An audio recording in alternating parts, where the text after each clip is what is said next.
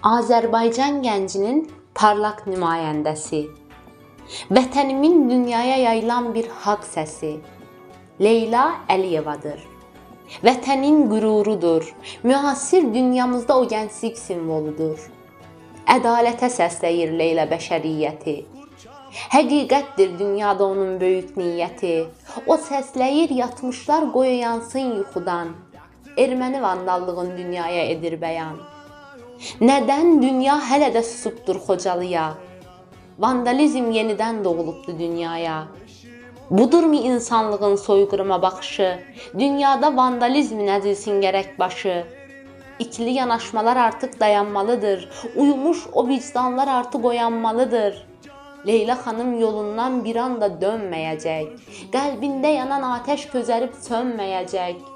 Onun səsi yüksəlir ulusal arenadan.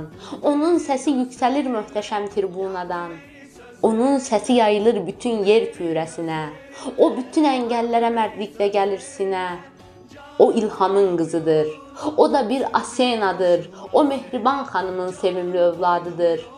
Onun da sinəsində mərd bir ürək döyünür. Onun adıyla bu xalq, böyük vətən öyünür. Onun da getdiyi yol hümanizm yoludur. Onun fəaliyyəti xalqının qürurudur.